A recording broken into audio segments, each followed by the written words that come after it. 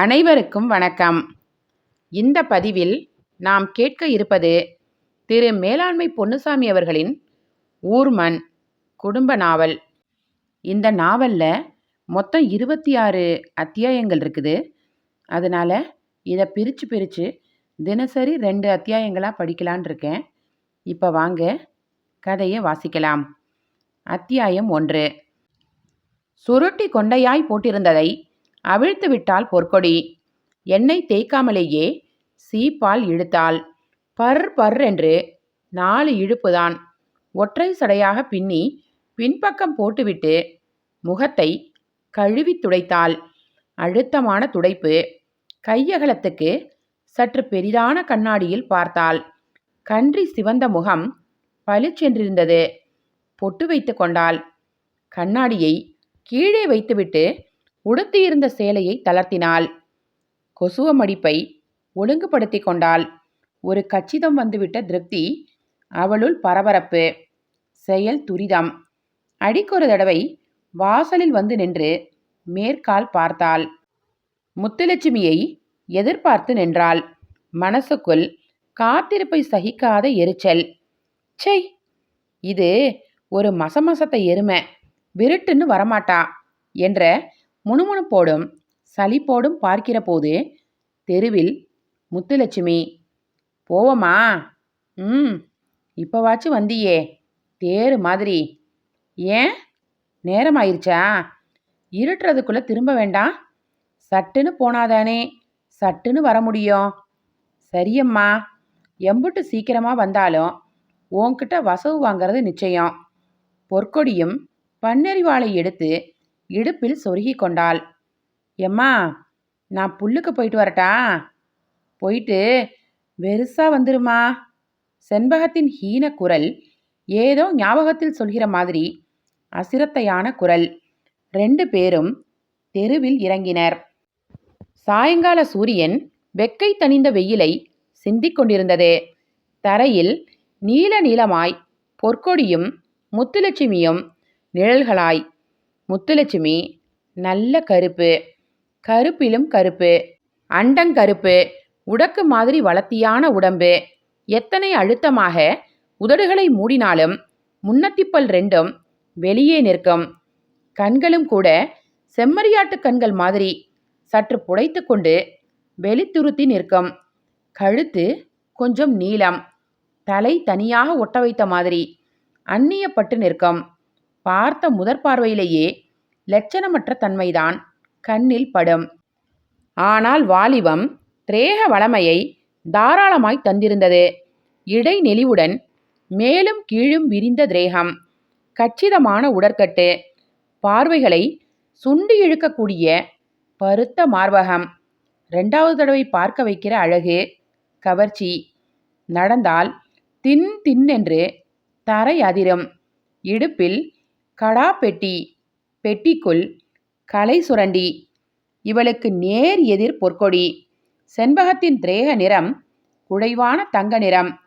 தாழையாவின் உடம்பு, சிற்றுடம்பு, கட்டையாய் ஒல்லியாய், கண்ணுக்கு குளிர்ச்சியான தோற்றம், கும்பிட தோன்றுகிற கண்ணிய வடிவம், மினுக்கி வைத்த குத்துவிளக்கு மாதிரியோர் லட்சணம், கச்சிதம். ஊரை கடந்தால் நீரில்லாத ஓடை, வேலி மரங்களும் பாறை திமிரல்களும் மனித கழிவுகளுமாய் ஆபாசமாய். ஒற்றையடி பாதையில் ஊடுருவி செல்கிறவர்களின் மேல் துணியை பிடித்து இழுத்து மாமா மச்சான் முறை கொண்டாடுகிற வேலிமர நீல கிளைகள். ஓடை கரையேறினால் 2 பக்கமும் இரவை தோட்டங்கள், கிணற்று பம்பு செட்டுகளும் சதுர சதுர புஞ்சைகளும். புஞ்சைகளில் பருத்தி செடிகள், மிளகாய் செடிகள். வாய்க்கால்களில் பட்டாளத்து சிப்பாய்கள் மாதிரி அணிவகுத்து நிற்கும் அகத்தி செடிகள். புஞ்சையின் சுற்று விளிம்புகளில் ஆமணக்குகள், பீர்க்கை கொடிகள், பூசணி பூக்கள். சாயங்கால சூரியனில் மகிழ்ந்து பூரித்து போய் பளிச்சிடும் பீர்க்கை பூக்கள் பசிய மஞ்சளாய் ஒளி சிரிப்பு.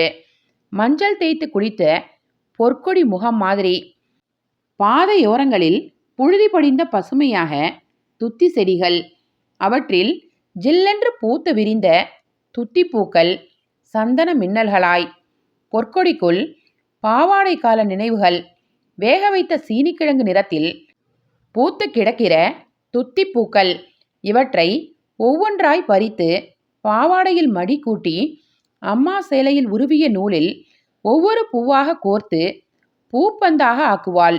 மழலையை கொஞ்சுகிற மகிழ்ச்சி பரபரப்பில் மனசு தத்தளிக்கும். பூப்பந்தை தூக்கி தூக்கி போட்டு பிடிப்பாள். தனது படைப்பு, தனது சம்பாத்தியம், உழைப்பில் மலர்ந்த அழகு.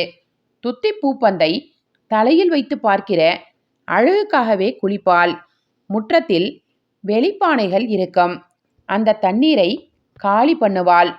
செம்பகம் வேலையும் கையுமாக இருப்பாள். எரிச்சலில் கத்துவாள். அடியே சின்ன சிரிக்கி, ஏண்டி தண்ணியை சீரழிக்க? குளிக்க வேண்டாமா? என்ன நாயி, நேரங்கட்ட நேரத்தில் குளிப்ப வேண்டி கிடக்கு? வேலை பார்த்து அழுத்து போனியாக்கும். பூ வைக்கணுமில்ல? உன்னை எந்த புருஷன் இப்போ பார்க்க வாரான்? சிறுமியின் முகத்தில் அசலான கோபம் வெள்ளையாய் வெடிக்கும். முகம் சுண்டி சிவக்க வீட்டு வாசலை பார்ப்பாள். ஒன்னைத்தான் உன் புருஷன் பார்ப்பான். அடியே, என்ன வாய் நீளுது? இரு இரு, உங்க ஐயா வரட்டும், சொல்லுதேன். வாயை கிழிக்கட்டும். சொல்லட்டா? சொல்லு சொல்லு. சோளத்தட்டையை மெல்லு மெல்லு. ஈரப்பாவாடையை முற்றத்திலேயே கழட்டி போட்டு விடுவாள். வேறு பாவாடை சட்டை நொடியில் தொற்றிக்கொள்ளும். எண்ணெய் சீசாவை உண்டு இல்லை என்று பண்ணிவிடுவாள். இழுத்து கட்டி சடை பின்னி பூவை சொருகுவாள். சொருகுவதற்கு முன்பு உள்ளங்கையில் வைத்து அழகு பார்த்து ரசிப்பாள். அந்த கணத்தில் அவள் மனசே பூப்பந்தாக குதிக்கும், மலரும், சிரித்து கும்மாளமிடும். மனசுக்குள் சந்தன மின்னல்கள். பூவை சொருகி முடித்தவுடன் மனசுக்குள் ஏக திருப்தி. எல்லாம் கச்சிதமாகிவிட்ட பூரிப்பு, மனக்கெந்தளிப்பு. போட்ட சண்டை ஞாபகத்தில் இருக்காது. அம்மா முன்னால் ஓடிப்போய் நிற்பாள். முகமெல்லாம் அள்ளிக்கொண்டு வருகிற சிரிப்பாணி. எம்மா எம்மா. என்னடி? அடுப்பு புகைக்குள் அல்லாடி கண் எரிந்து போய் அவள். நல்லா இருக்கா? என்னது? தரையில் நிற்காமல் தரிய முறிய நெளிவாள். தலையில பூ நல்லா இருக்கா? இருக்கு இருக்கு, ஓவியமா இருக்கு என்று சல்லையோடு வருகிற எரிவார்த்தை. ரசம் போன கண்ணாடியாக அம்மா. தன் மகிழ்ச்சியை, பரவசத்தை பிரதிபலிக்க தெரியாத எரிச்சலில் அம்மா. போம்மா, உனக்கு ஒரு மண்ணும் தெரியாது என்று தூக்கி எறிந்துவிட்டு கன்றுக்குட்டியாக கும்மாளமிட்டு வாசலை தாண்டுவாள். தரையில் கால் நிற்காது. ரெக்கை முளைத்த தட்டான் பூச்சியாக ஜிவ்வென்று தெருவில் பறப்பாள். தம் வயசு சிறுமிகளின் முன்னால் போய் நிற்பாள். ஏய், இங்க பாரு, பூ எப்படி இருக்கு? நல்லா இருக்குல்ல? வாழ்க்கையை சுமக்காத சிறுமிகள், ரசமுள்ள கண்ணாடிகள். ஐய, ஏது பூ? நான் தான் புடுங்கி பூ கட்டி வச்சிருக்கேன். எப்படி இருக்கு? ரொம்ப நல்லா இருக்கு. ஐ என்று கைத்தட்டி சிரிப்பாள் பொற்கொடி. உழைப்புக்கேற்ற பலன் பெற்ற சம்சாரியின் மனசை போல ஒரு நிறைவு, ஒரு தழும்பல். என்ன எழவு விழுந்த வீடு மாதிரி கம்முன்னு வார? முத்துலட்சுமியின் சீண்டலில் மன உலகை விட்டு வெளிவருகிற பொற்கொடி. பாதையோர துத்தி செடிகளையும் அதன் மலர் புன்னகையையும் பார்த்து ரசிப்பாள். ஒன்றுமில்ல, பழைய நினப்பு. ஆமா, பெரிய கேடி பழைய நினப்ப நினச்சிட்டா. ஏன், நமக்கு பழைய நினப்பு இல்லையா? என்ன இருக்கு, என்ன இல்லை? நினச்சி பார்க்க என்ன இருக்கு? நம்ம வயசுல புருஷன்மார்களோட புரண்டந்துச்சதையா? ஆம்பளை வேர்வைய அனுபவிச்சதையா? புள்ள பெத்து பட்டழுந்தின வேதனையா? என்னத்தை கண்டுட்டோம்? சீச்சி, உனக்கு எப்பவும் இதே நினப்பு தானா? கழுதையா பிறந்திருந்தா கூட நல்லது. வெக்கமானம் பார்க்காம ஆசைப்பட்டதை அனுபவிக்கலாம். பொட்டச்சியா பிறந்துட்டு 1008 விஷயத்துக்கு பயந்து பயந்து சாக வேண்டியிருக்கு. மனசுல உள்ளத வாயில கூட கொண்டாந்து நிறுத்த முடியல. ஏண்டி, ஆம்பளை பயகளால கூடி கூடி கூசாம பேச முடியுது. நினைச்சத பேசி கழிக்க முடியுது. பொம்பளையால முடியுதா? இந்தா உன்கிட்ட கூட பேச முடியல. இப்ப உனக்கு என்ன வேணுங்க? உனக்கு ஒன்றும் வேண்டியதில்லையாக்கும். எங்க என் முகத்தை பார்த்து சொல்லு, நெஞ்சு தொட்டு சொல்லு. உனக்கு ஆசையே இல்லையாக்கும். இல்லை. நெசமா? ம். சத்தியமா? இல்லை இல்லை இல்லை. அப்ப நீ பொம்பளையே இல்லை, மனுஷ ஜென்மம் இல்லை, இரு பிறவி. பொற்கொடிக்கு சுல்லென்று கோபம் வந்தது. மிளகாயை அரைத்து அப்பியது போலிருந்தது. இரு பிறவி என்றால் அழி. அடி செருப்பால. நாயே, என்ன பேச்சு பேசுத? வாயை கிழிச்சிடுவேன் கிழிச்சு. கிழிப்ப. என் கை என்ன கேப்பனாத்தா நட்ட போயிருக்கோம்? பிறகென்ன பேச்சா பேசுத? பேசுவேண்டி. நீ பெரிய ராசா மகள்னு ஊரில் பயப்படுவாக. நான் எதுக்கு பயப்படணும்? உங்க ஐயா என் தலையை சீவிடுவாரோ? பேசுவேன். இரு பிறவிக்கு கூட உள்ளுக்குள்ள ஆசை இருக்கும். ஆசை இல்லைன்னு நீ சொன்னா அது பொய் இல்லையா? ஆசை போகிற பாதையில எல்லாம் போயிட முடியுமா? நமக்குன்னு மான மரியாதை வேண்டாம், ஒழுக்கம் வேண்டாம், ஒரு வரமுறை வேண்டாம். வாய்க்காலுக்கு கட்டுப்பட்டு போகிற தண்ணி தான் வெள்ளாமைக்கும் ஆகும்டி. ஞாபகம் வச்சுக்கோ. கரையை உடைச்சிட்டு பாயிற தண்ணி நாசமாக போகும். நாசத்தை தான் உண்டு பண்ணோம், தெரியுமாடி? வாடியம்மா அவ்வை கிழவி, பொத்திக்கோடி உன் போதனைய. நான் உன்கிட்ட போய் பேசுதேன் பாரு. ச்சே, அடிச்சுக்க செருப்பால. வேண்டாம்னா நான் சொன்னேன். சி, போடி. வண்டிப்பாதையில் யாரோ பின்னால் வருகிற அரவம். சட்டென்று வாயை நிறுத்தினர் இருவரும். திரும்பி பார்த்தனர். சற்று தள்ளி சைக்கிளில் வந்து கொண்டிருக்கும் சங்கையா. நல்ல சிவந்த ஆள், கல்யாணமாகி 2 பிள்ளைகள். தாறுமாறானவன். கல்யாணத்துக்கு முன்னாலேயே 1 வயது முத்தின பெண்ணுடன் சிநேகிதம். ஊரறிந்த ரகசியம். மன உறுத்தல் இல்லாமலேயே சம்பிரதாயப்படி வேறொரு பெண்ணை மணந்து கொண்டான். குடும்பத்து சொல்லை மீறாமல். இப்போதும் அவ்வப்போது வேலி தாண்டுவான். ஊர் சுற்றுவான். பெண்டுகள் பின்னால் பல்லை இழுத்து கொண்டு திரிவான். முத்துலட்சுமியை முன்னால் விட்டு பின்னால் தொடர்ந்தால் பொற்கொடி. சைக்கிளில் குனிந்து குனிந்து மிதித்தவாறே சைடு பார்வை பார்த்தான் விலகுகிற சாக்கில். பொற்கொடியின் முகத்தில் மோதிய பார்வை சட்டென்று மரியாதையுடன் விலகி கொண்டது. முத்துலட்சுமியின் முகத்தில் மோதி நின்ற பார்வை ஆழச் சொருகிய பார்வை. பீடி குடித்து கருத்த உதட்டில் ஒரு புன்னகை கீறல், ரகசிய மின்னல். விலகி போய்விட்டான். போன பின்னும் திரும்பி திரும்பி பார்க்கிற அவன். தலை குனிந்து பின்னால் நடந்த பொற்கொடிக்குள் ஒருவிதமான குறுகுறுப்பு. முத்துலட்சுமியும் நிமிர்ந்து அவனை பார்ப்பதாக ஓர் உணர்வு. அவளது முதுகின் அசைவிலேயே நுட்பமாய் கண்டுபிடித்துவிட்ட பொற்கொடியின் பெண்மனம். முத்துலட்சுமி ஒரு செருமல் செருமினாள். இயல்பான செருமல் போன்ற வேஷம் பொருந்தியிருந்தது. ஆனால் இது வேஷம்தான், இயல்பான செருமலல்ல என்று பொற்கொடியின் மனசுக்குள் ஒரு வினோத நினைப்பு. இந்த செருமல் ஒரு பாஷையோ ஜாடையோ? இந்த பாஷையில் அவள் என்ன சொல்கிறாள்? தயார் என்றா? சனியன் மாதிரி பொற்கொடி வருகிறாள், இன்றைக்கு வேண்டாம் என்றா? அந்த செருமலுக்கு என்ன அர்த்தம்? என்ன குறியீடு? பொற்கொடியின் மன ஓட்டம் அவளுக்கே அசிங்கமாக தோன்றியது. ஏன் நம்ம மனசு இப்படி போகுது? அவள் சாதாரணமாக செருமிய செருமலுக்கு நாம ஏன் அர்த்தம் தந்து பார்க்க வேண்டும்? நம்ம மனசுல உள்ள அழுக்குதான் இப்படி நினைப்பா வருதா? ச்சே. அவளுள் குறுக்கும் நெடுக்குமாக மோதி விலகி ஓடுகிற நினைவுகள். புஞ்சைகள் முடிந்த இடத்தில் கரிசல் காடுகள். சிவப்பு சோள நாற்றுகள் ஆள் உயரத்திற்கு அடர்த்தியாக. உள்ளே போய் ஒரு கொலையே செய்தாலும் வெளியே தெரியாது, அத்தனை அடர்த்தி. கம்பு பயிர்கள், மஞ்சனத்தி மரங்கள், குடைப்பிடித்து கண்ணங்கரையலென்று நிற்கிற கருவேல மரங்கள், பருத்தி செடிகள், உளுந்தஞ்செடிகள், எல் பயிர்கள். இங்குதான் புல் பார்க்க வேண்டும். இருவரும் வேறு வேறு தோட்டத்திற்குள் போக வேண்டும். கூப்பிட்ட சத்தம் கேட்காத அளவில் பக்கத்து தோட்டங்கள். சரிடி, நீ இந்த புஞ்சையில புல்லு செதுக்கு, நான் அந்த புஞ்சைக்கு போறேன். எதுல? இந்த புஞ்சையிலா? இல்ல, அதுக்கும் தாண்டி அந்த மஞ்சனத்தி மரம் நிக்கே அங்க. சரி என்ற பொற்கொடி என்ன நினைத்தாளோ கடந்து போன முத்துலட்சுமியை எச்சரிக்கையோடு சொன்னாள்.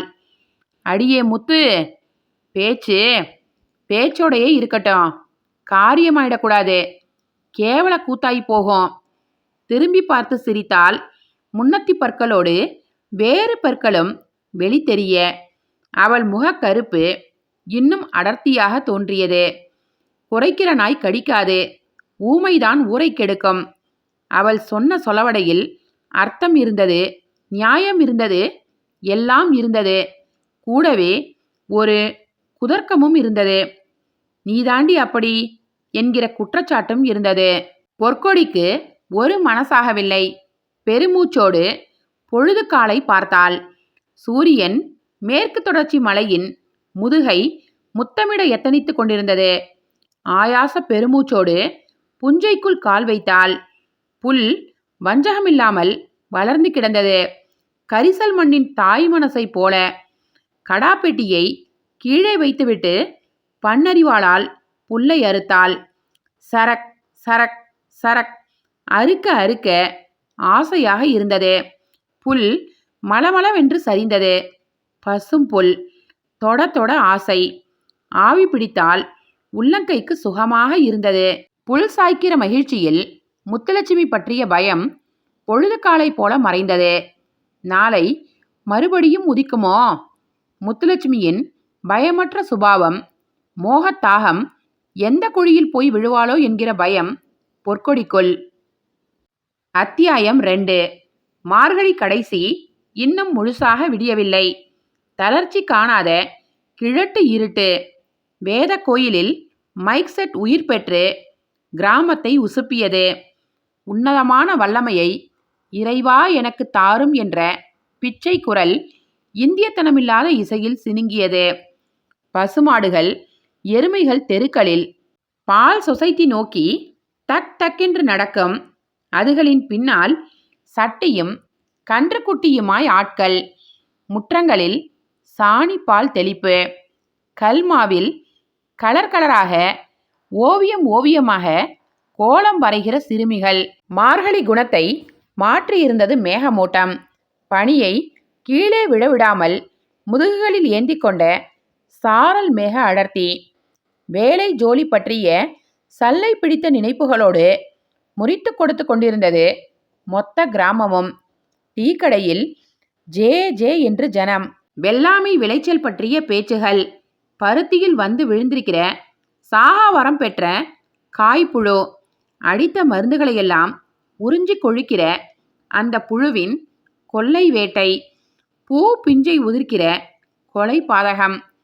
புழு சாகாது, மருந்தை குடிச்சு சம்சாரி சாக வேண்டியதுதான் என்று சலிப்புடன் ஒருவர் சொல்ல, அந்த சோகத்தையும் சிரிப்பாக மாற்றிக்கொள்கிற கிராமத்து ஜனங்கள். ஆந்திராவில் நெசமாவே 9 பருத்தி சம்சாரிகள் மருந்தை குடிச்சு செத்து போயிட்டாக, தெரியுமா? அட கொடுமையே, நெசமாவா? பொய் சொன்னா கிரீடமா கிடைக்க போகுது. பரிதாபம்தான், வேற என்ன செய்ய? வருஷா வருஷம் விளைச்சல் நாசமாகுது. உப்பு உரமருந்து செலவு பூராவும் கடனா வட்டியா வளருது. சாவை தவிர வேற வழி? நல்லதங்கா கதை தான் சம்சாரி பொழப்பு. ஏன் சம்சாரி கண்ணகியா மாறினா என்ன? எப்படி மாற? அதுக்கு துணிச்சல் வேணுமே. ஒன்று சேர்ந்தா சம்சாரியும் கண்ணகியா மாற முடியும். இவன் எங்க ஒன்று சேர்றதே? பொழுச்சண்டையிலேயே மண்டைய உடச்சிக்கிடுவான், சாதி சண்டையிலே மோதிக்கிடுவான். எங்க போய் ஒன்று சேர? சம்சாரிகளை காலங்காலமா ஒன்று சேர விடாம துண்டு துண்டாக்கி வச்சிருக்கிறதே சாதி சண்டைகள் தான். சாதி இல்லாம என்ன நடக்கும்? கல்யாணம் கருமாதின்னா சாதி தானே வேண்டி இருக்கு. அதுக்கு மட்டும் சாதியை வச்சுக்கிடணும். மற்றதுக்கெல்லாம் சாதி என்னத்துக்கு? சகிப்புத்தன்மையோட புத்தியோட பொழைச்சா எதுக்கு சாதி சண்டை வருது? சாதி சண்டைக்கு காரண காரியமா வேண்டி இருக்கு. சாணா பயலுன்னு நான் சொல்லிட்டா நீ பொசுக்குன்னு கம்பு தூக்கிடுவ. நீ மரப்பயலுன்னு சொல்லிட்டா நான் சடக்குன்னு அருவாளை தூக்கிடுவேன். பிறகு அங்கே புத்திக்கு என்ன வேலை, பொறுமைக்கு என்ன ஜோலி? நெசந்தான். சாதியை மறந்துட்டு சம்சாரிங்கிற நினப்புல என்னைக்கு ஒன்று சேர்றானோ அன்னைக்கு தான் சம்சாரி பொழப்பு விடிய போகுது. சம்சாரிக்கு பொழப்பு விடிஞ்சாதான் நாட்டு பொழப்பும் விடியும். தினம் தினம் விடியும். நமக்கு எப்பவும் விடிய போறதில்ல. ஏய், ஒரு டீ போடப்பா. இப்படி நாலா திசைக்கு நகர்ந்து ஓடி பாய்ந்து முடங்குகிற பேச்சு, அலை பாய்ந்து கரை நனைக்கிற பேச்சுகள். டீ கடை முன்பக்கத்தில் உட்கார்ந்திருந்த ராமையா தாத்தா அந்த கால விவசாயத்தை பற்றி கதை சொன்னார். குதிரைவாளி காணப்பயிறு விளை வைத்த காலம், ஆற்று தண்ணீரில் ஐரமீனை பிடித்து தின்ற காலம், காலரா வந்து கூட்டம் கூட்டமாக செத்த காலம் என்று விலாவாரியாக சொல்லி வந்த ராமையா தாத்தா தீ வைக்கும் கலை பற்றி ரொம்ப சுவாரஸ்யமாக சொன்னார். ரசனையோடு பேசிக்கொண்டிருந்தார். தீக்கங்கை அள்ளி ஒரு துணியில் வைத்து பொட்டலம் கட்டி பழைய துணிகளால் சுற்றி சுற்றி சாக்கு துணியாலும் சுற்றி பெரும் பந்தாக்கி வைக்கோல் படப்புக்குள் சொருகி வைத்துவிட்டு போய்விட்டால் போனவன் 15 மைல் தூரம் நடந்து போன பிறகுதான் தீ பிடிக்குமாம். தீ வைத்தவனை பிடிக்கவே முடியாதாம். சந்தேகப்படக்கூட வழி இருக்காதாம். சாதி சண்டைகளில் வெந்து முடிந்த வைக்கோற் படப்புகளை பற்றி சொல்லிக் கொண்டிருந்தார் கதை கதையாக. டீக்கடை சுவரில் சாய்ந்து கிடந்த வேல்சாமி இதையெல்லாம் கவனித்தும் கவனிக்காமலும் தன் நினைவுகளுக்குள் மிதந்தான். ஒரு காகிதம் எழுதணும். யாரை எழுத சொல்றது? மூர்த்தி தம்பி எழுதி தருவான். அவன் திருச்சிக்கு போயிட்டான். யாரை எழுத சொல்றது? நினைவு அங்கேயே நொண்டி அடித்தது. வேல்சாமி அப்போ சின்ன பையன், 6 வயசு இருக்கும். விரலை சூப்பிக்கொண்டே அம்மா முந்தானையை பிடித்து கொண்டே அலைவான். பள்ளிக்கூடம் போடா என்றால், ஆமா போ, நான் போகாமத்தான் என்று சினுங்குவான். சின்ன பிள்ளை, சினுங்கல்தான். போக போக சரி பண்ணி பள்ளிக்கு அனுப்பிவிடலாம் என்ற பெற்றவர்களின் நம்பிக்கையில் மண்ணை அள்ளி போட்டான் வேல்சாமி. ஒரே அடியாக சாதித்து விட்டான். அப்போதெல்லாம் 10 மணிக்கு மேல் வாத்தியார் பிரம்பு குச்சியோடு கிராமத்து சந்து பொந்துகளில் தேடித் திரிவார். தப்பிப்போன ஆடு கண்ணில் தட்டுப்படுதா என்ற தேடல் மனோபாவத்தோடு. பள்ளிக்கூட வயசு வந்தும் பள்ளிக்கு வராமல் விளையாடி கொண்டு திரிகிற பயல்கள் வாத்தியாரை கண்டவுடன் அர்ச்சுனன் பேர் 10 என்று அலறி அடித்து கொண்டு ஓடுவான்கள். வேல்சாமியும் அப்படித்தான். எங்காவது போய் பம்மி பதுங்கிக் கொள்வான். சிக்கிய பையன்களை பிரம்பு குச்சியை காட்டி அதட்டுவார் வாத்தியார். அப்புறம் நழுவ எத்தனைத்தால் 4 பையன்கள் காலையும் கையையும் பிடித்து கொண்டு தூக்கி செல்வார்கள். பன்றியை தூக்கி கொண்டு போகிற மாதிரி. பிடிப்பட்ட பையன் உலக்கையடி வாங்கிய பன்றியாக வீணிடுவான். ஒரு நாள் வாத்தியார் வேல்சாமியை குறிவைத்து தேட ஆரம்பித்து விட்டார். அந்த தாக்கலும் வந்து சேர்ந்து விட்டது இவனுக்கு. எங்க ஓடி போய் தப்பிக்கிறது என்று தெரியாமல் தத்தளித்தான். வலைக்குள் விழுந்த மைனா மாதிரி பதற்றத்தில் ஒன்றும் ஓடவில்லை. கையும் காலும் உதறல் எடுத்தது. வழி ஒன்றும் திகையவில்லை. அவசரத்தில் அகப்பட மறுக்கிற பாதை. வாத்தியார் தெருமுனையில் தலையை காட்டிவிட்டார். என்ன செய்ய? பதற்ற பரபரப்பில் ஒன்றும் ஓடாமல் தண்ணீர் தொட்டிக்குள் விழுந்த நரி மாதிரி தொழுவத்திற்குள் நுழைந்து மூங்கில் கதவை சாத்தி கொண்டான். இருட்டு. கோழிகள் அடைகிற இடம். கோழி வந்து அப்பிக்கொண்டது. செவி இடுக்குகளில், கம்மங்கூட்டில், நடுமுதுகில் ஊர்ந்து போகிற செல்களால் வருகிற அரிப்பு, தாள முடியாத அரிப்பு, கூச்சமான அரிப்பு. போதாக்குறைக்கு உடைந்த ஓட்டு மணலில் முட்டைகளின் மேல் படுத்து கிடந்த அடைக்கோழி கல்லணை கண்ட நாயை போல பயத்தோடு கேர் கேர் என்று அலறுகிறது. காட்டி கொடுத்து விடுமோ என்று வேல்சாமி பதறிய பதற்றத்தில் டவுசரில் 1க்கே இருந்து விட்டான். நல்ல வேளை, வாத்தியார் தொழுவத்தை சந்தேகிக்கவில்லை. கவனிக்காமல் ஏமாந்து போனார். வேல்சாமிக்கு அன்றைக்கு சந்தோஷம் தாங்கவில்லை. அடைபடாத சந்தோஷம். தழும்பி தெரித்த மகிழ்ச்சி துளிகள். ஒரே ஓட்டமாய் ஓடினான். கமலை இறைத்து கொண்டிருந்த கிணற்று வாய்க்காலில் குளித்து செல் அரிப்பிலிருந்து விடுபட்டு ரொம்ப கூதுகலமாக விளையாடப் போனான். அன்றைக்கு வாத்தியாரிடமிருந்து தப்பித்ததற்காக கூதுகளித்த வேல்சாமி இன்றைக்கு டீக்கடையிலிருந்து வருத்தப்பட்டான். அன்றைக்கு நான் தோற்றிருந்தால், வாத்தியார் கையில் சிக்கியிருந்தால் நல்லா இருந்திருக்குமே என்று மனசுக்குள் வருந்துகிறான். இப்போது ஒரு காகிதம் எழுதக்கூட முடியாமல் கண்ணிருந்தும் குருடனாக தவிக்க வேண்டியிருக்கிறதே. சம்சாரிக சாதி சண்டைகளிலேயே வாழ்க்கையை தொலைப்பதற்கும் கூட பெரிதும் காரணம் எழுத்து வாசனை இல்லாமல் இருப்பதுதான். கல்வி கிடைச்சிருந்தா அந்த வெளிச்சத்தில் தொழிலை புரிஞ்சுக்கிடலாம். தொழில் நசிவுக்கு காரணமான அரசாங்கத்தை புரிஞ்சுக்கிடலாம்.